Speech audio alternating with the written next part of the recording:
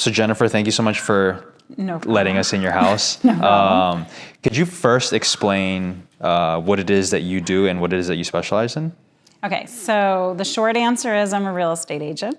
The long answer is I focus in older adults and home safety. So what that means is I assess individuals in their home and see, is it safe for them to be in their home? Is it time to maybe move?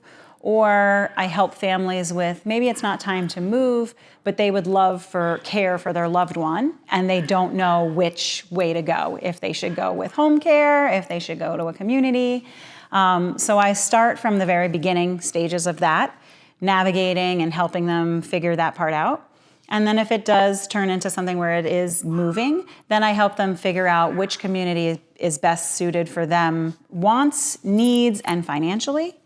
And then work on selling the home that some of them have been in for 30, 40, even 50 years.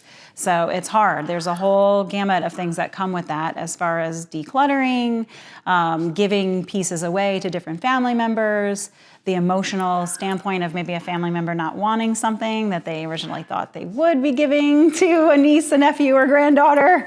So there's a lot of little components, and I help the families navigate through that as well. Yeah. What inspired you to get into specifically helping out seniors in this life transition? So I started my work career actually in mortgages and real estate, and I was all on the finance side. Halfway through that, I felt like I wanted more. And I was living in Florida at the time. So it was just I was by myself too. So I was also kind of thriving for a family connection or family growth. So I came up with the idea of starting a home care company for seniors, because I was getting to know people in the area, because I was new. I would actually meet older adults before I met people my age. So then my head kind of went into that direction. I ended up starting a home care agency, moved back to my hometown of Westchester, and continued on with my home care agency here. And when I sold it 12 years later, I didn't know exactly what I wanted to do, but I had all of my old clients calling me and asking me this exact question of like, hey, we've been doing home care for a while, but maybe we're thinking we should switch. So they were trusting me and trusting my opinion, and it just naturally turned into a business. And I loved doing it. At first I thought like, oh no, I can't do this. But the more and more I did it, the more I loved it. And anytime I tried to stray away from it, I said, no, this is what I need to do. Like, this is how I want to do this. So, and I really like it. And in working with older adults, because I'm selling an older home maybe on the block, I get to meet a lot of first-time home buyers. They're usually the people who are looking to purchase these homes. So it's so exciting to meet them too and start their chapter. And I actually use that to help the senior who maybe sold the house, because I use it as like, look, you've raised your kids and your family, and now this next chapter is raising their kids and their family in this home. So that's kind of nice. It actually does, for some, it does give them a sense of peace of what's happening in their world. Yeah, because you're not fully letting go of this piece. It's kind of getting passed on to somebody else. To somebody else. Yeah, which is amazing. Yeah. You spoke on the emotional aspect of helping people move out of a house that they've maybe been in their whole life. Yes. How do you support families during this really emotional period in their life? So it's tough. Sometimes the support is needed right there and then, and letting them know that it's okay. It's okay that this is happening. It's not a piece of them that's going away. So it's just being there, listening to them, listening to the stories, understanding, sympathetically what they're going through, not trying to rush them, letting them do it on their time. That's all very important. A lot of times it's months later, but not from the individual that sold their house, from their families. So months later, when mom or dad or their aunt or uncle are situated in whatever new house they're in, I usually get a call from the family members at that point looking for that same guidance that I gave their loved one months prior. Because for them, they were just in the middle of it. They were in the middle of the work. They were in the middle of doing it. So it was like a job. They were focused. They were getting it done.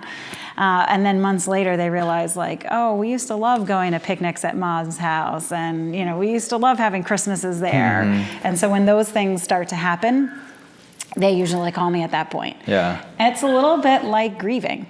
So it's the same thing when they lose their loved one. So some of the times I have to help the families navigate both. They're navigating if we didn't move, and unfortunately their loved one had passed, and we were selling an estate. It's sometimes I'm helping them do both. They lost the house, they lost their loved one, and they really go through this time of grieving. Sounds like you're putting on like multiple hats, more than just helping them transition out of a home. Right, exactly. And then just knowing the professionals for them to talk to. Sometimes it's navigating them to support groups of other people who've done what they've done. And other times it's directing them to professional help, mental professional help. And I have those resources, and being in this business, I know the different resources to navigate them to. Yeah. I feel like a lot of people don't know that people like you exist, specifically helping people transition out of a home or figuring out if their home is suitable for them to live in anymore. Right. How would you best explain, I guess, that people like you actually do exist, and that a service like this even is a thing? Yeah. So there's two ways to that. I'm trying my hardest to just get out there in the community and do a bunch of these like in-person panel discussions or even webinars, and putting stuff on my social media to let people know that this is out there, that they can find someone who just specializes in this. And then I'm also trying to let them understand the specifics of the designation that I have, that seniors real estate specialist designation. It's, for some realtors, it's just a course they took. They took the course, they passed the test, they keep up with their continuing ed on it, and they continue their certification that way. For me, it was more than a course. I literally could have taught the course. Yeah. It's ingrained in me. I know every little aspect of the moves, what families we're gonna take, and every family tells me, "Oh, you've never had a family like mine." I'm like, "Yes, I have." Even the worst ones, I'm like, "Yes, I have." So just letting them know that there's more to the designee than just the designee, the designation of that SRES. Yeah. And just being out there in the community and trying to let people know it's there. Yeah. What do you think are the most common misconceptions in this line of work, in your work specifically? The biggest misconception is we're just key holders, and that's that's the broad spectrum of realtors in general. They just think we hold keys. We're more than that. There's so much more that a realtor does that's behind the scenes that families aren't aware of. And that's any realtor. Specifically for myself and others, real senior real estate specialists, we're more than just the house piece as well, because there's so many other components to the sale. The emotional component is huge. Understanding how to navigate that family so that when the person is moved into another community, they're comfortable, they're happy there. I didn't rush them. I did it on their terms. I allowed them to make the decision on their own. And through the years of me doing this, I've developed questions and webinars and different analysis programs that I do with the families so that they do make the decision on their own. It's not me telling them. Yeah. So we spoke a lot on the emotional aspect of moving out of a house that, again, you might have lived in for your whole life. What do you think are some other struggles that people usually have when transitioning out of a home, or just even looking to downsize to a different home? So there's a couple of different components. One is the items that are in the home. That's usually the big. Depending on how long someone has lived there, there's so many pieces inside the house. Cherished memories from when their kids are little. I've been in homes where I'm digging out kindergarten certificates for kids that are now in their 70s. Oh, wow. So I'm like, who wants this certificate? And it's very rare that someone even wants it. But just that piece of it, that's one big component, just the logistics of that, and moving things around and giving things second lives. Just for example, I gave this coffee table a second life from my own grandmother's house. So just looking at that's what I do. I look at, what people want, how it can go into their new space. If it's not going to go into their new space, then where can it go to give it another home so that they just don't see it going to the landfill. Another big component of just how difficult it is sometimes their medical condition will make selling a home hard. If a person is in a wheelchair or needs a stair lift or has any sort of medical equipment with inside the house, if they're living in the home while we're selling it, we have to almost hide these items while new buyers are walking in so that it doesn't hurt the value. So that's a big component. There's also mental issues. If you have someone who has cognitive impairment, it's hard to sell a home with someone living there who has cognitive impairment. They forget that the house is on the market. We have to go through the conversation of the fact that they're losing their home. A lot of times it's easier not to have that conversation.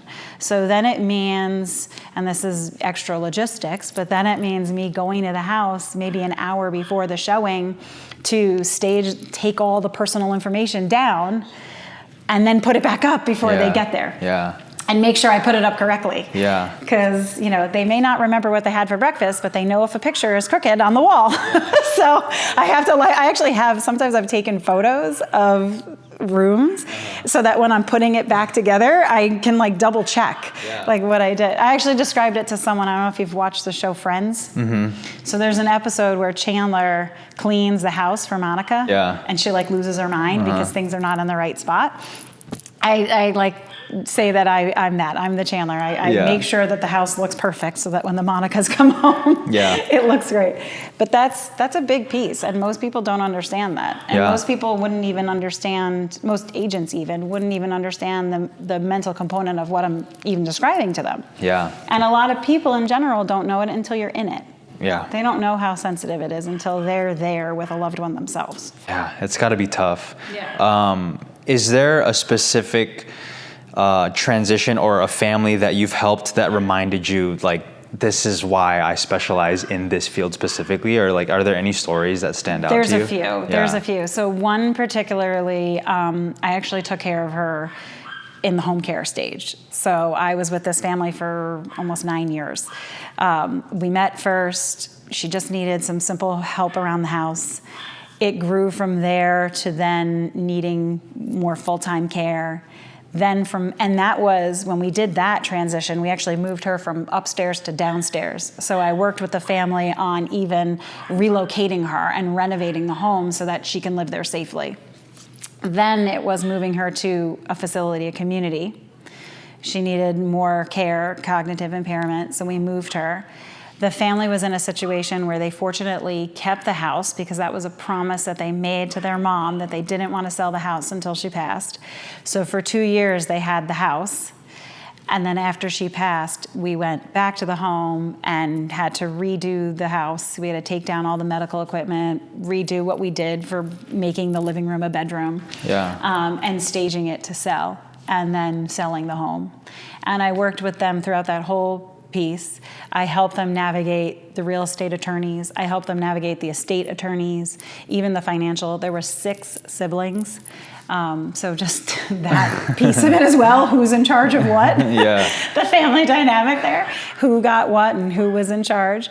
So that doing that whole process, that was one of the families that I could say I definitely looked back at the end and was like, yep, this is why I like this. I have another client that I moved her. She had no family. And that was also super exciting to me. Because yes, I was helping the family in the other one and had all these little components. But this one I really liked because she didn't have the family. So I was able to kind of step in and be there. And I still am. I still visit her where she's located now. But she needed that help of downsizing, moving, even the physical heavy lifting of just, moving the table to the road because we did an estate sale. Just that piece of it. I was there for her and it felt good. It felt good at the end to do that. I feel like you're in such an important part of these people's lives that you're somebody that I would never forget if you're helping my parents move or even if you're helping me move or downsize or whatever. Are there things that families have told you that they wish they'd known earlier before working with you? Yes. And that usually comes with the estate stuff or Medicaid, that more of the insurance route because they didn't realize they had it. Actually, it's sad, but I even was with a family where we were cleaning out the house and found a long-term care insurance policy paperwork, and they didn't even realize that their dad had it. And on top of not realizing their dad had it, they were telling me all the stories about the struggles that they had as siblings to deal with his care, and then now the stage that when I was with them, that they said if we had you ahead of time, the relationship between the siblings might be better, because they really fought throughout the whole process, and they were trying to mend themselves together. Yeah. I hope now, this was about a year ago, I hope now they've all come together, but at the time they were really angry with each other. Yeah. And they wish that they would have had someone like me come in to, kind of slow it down. Everybody has a role. And if whatever little or much input that someone wants to give, that's fine. If someone wants to give a little and one person's doing it a lot, then I can help the one who's doing it a lot with resources of other support groups for people who are in that same position. Yeah. To where it doesn't build up animosity.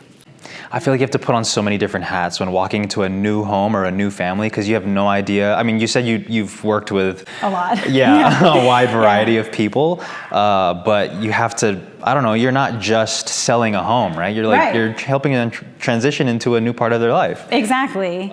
And it is, and I don't know what hat I'm going to wear that day or what hat they're going to call me for. Yeah.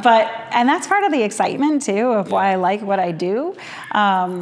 Because I just like not having the same thing every day. Yeah. So that helps, and it gets me creative. And sometimes, like I said, I could be wearing a different hat with the same family, 6 different hats in one day. Yeah. Because one sister will call me for something, then a brother will call me for someone else, and then and then I'm dealing with the mom or dad who's calling me for something else. For sure. So, yeah. It's constantly changing. Like you have every family is different, every situation is different. So exactly. I can see where the excitement comes in. Yeah. And I think people having somebody like you in their corner who actually cares, because I feel like you can't be in this line of work if you didn't actually care about the family or care. Like if you didn't care enough, you're not taking a picture of the wall to see what it looks like before taking all this stuff down. Right, exactly. So and there are people who are in it, but I hate to say that, but they're not as good. They're not going to give the full level of service that a family needs. Yeah.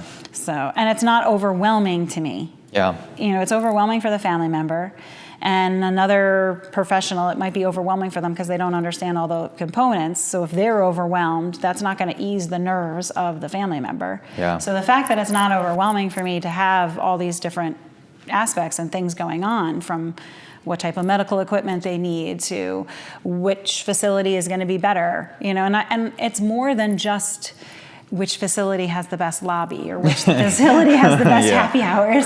Because when you go on the tours, that is what they talk about. Yeah. And some of them are very pretty lobbies. But you need to make sure that they're going to be happy there. Yeah. And they're going to be safe there. And they're not going to be isolated in their room. So it's you have to find one that's going to work for them. Yeah. Do you keep up with these people once they have transitioned to a new place? Yeah. I do. I actually this morning went to a facility in New Rochelle. I had to go to New Rochelle for something else, so I just popped in and said hi. Yeah. It's nice. It's nice to see how they're doing. It is. Yeah, it is. And it helps me for other clients too, because when I make these kind of pop-in visits, I get to really see the community when they're not on show. Yeah. When they're not in their full presentation. This is actually how they're operating. Exactly. Yeah. At 8:30 in the morning when I walk through the doors, that's what that lobby looks like, So, it's nice. It's nice. It's I love nice that. Mm-hmm. So where does tendercare fit into all of this? How did you come across tendercare, and why even partner with tendercare to begin with? Yeah, so when I first heard about tendercare through a senior placement specialist, and she told me about the organization because it was at this point in its infancy stages, and they were learning whether or not the platform would be even something people would want.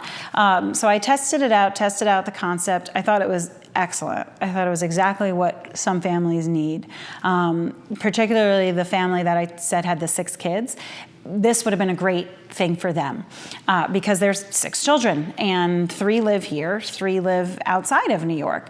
So it would have really helped the ones that lived outside of New York to stay on top of their mom's care, because they would have seen updated meds, they would have seen the updated doctors, so that when they did come in town, the 3 that were here and felt like they were doing all the work, they weren't educating the 3 that weren't, as far as like, this is the doctor, this is the appointment, here's where this one is. So when they did come in town, maybe they would have had that all at their disposal, and they could have said to their sister, like, hey, I'll take her to her podiatrist today because I know the address and the name. So they could be more helpful and understand. And then I love the new concept of the QR code that goes on the refrigerator. Because a lot of times we do. We put on the fridge meds and doctors, but it changes so frequently. So the fact that this QR code is there and they just have to scan it, I think that's genius. Even in communities, in some of these senior communities, the trick is to put the stuff in the freezer. So EMS workers know, go to the freezer, there's a Ziploc bag, and in that Ziploc bag will be the entire care plan for this client.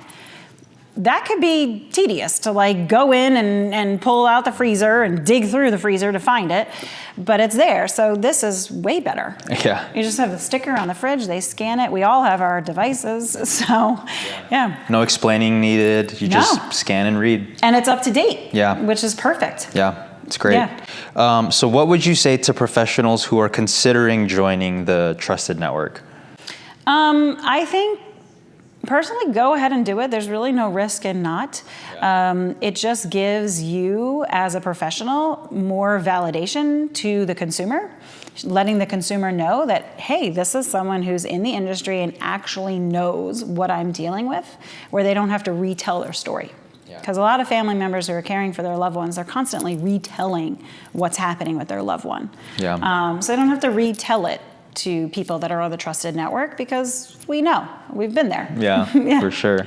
What gives you hope about the future of senior transitions, and what role do you feel like you're going to play in that? So, okay, what gives me hope is that there are a lot of resources for family members, where a few years back there really wasn't any. So now I love the fact that there's all this. That's also part of the downside. Because there's so many resources, it's tricky for family members to navigate through. So I love staying on top of all that to help the family navigate through all of it. And that's why I also like tendercare, because I'm navigating through all the resources for my families, and I feel like the tendercare Trusted Network does that too. So I can even say to the families, hey, if it's on the Trusted Network, it's good. It's there. So that gives me hope. And it does give me hope too that different stages of your aging is becoming more pertinent to people.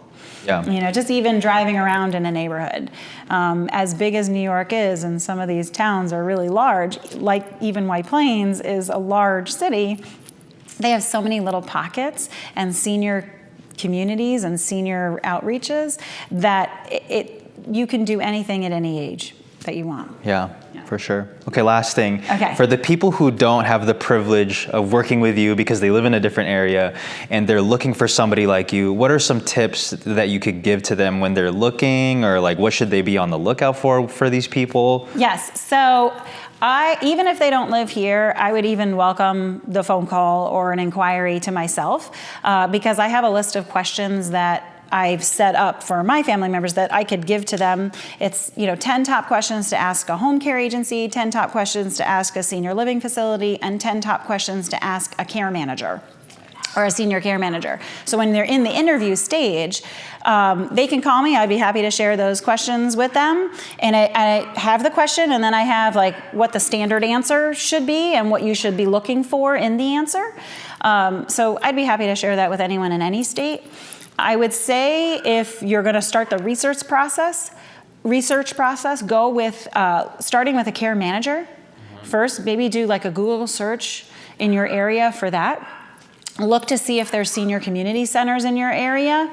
They might know some good, trusted care managers. That would be kind of the first one.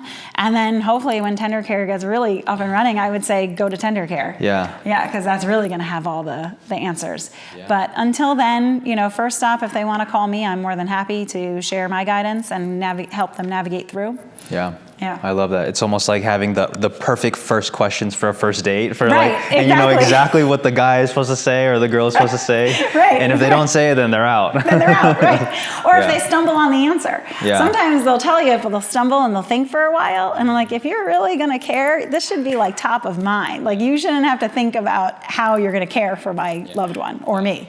For sure. Yeah. Cool.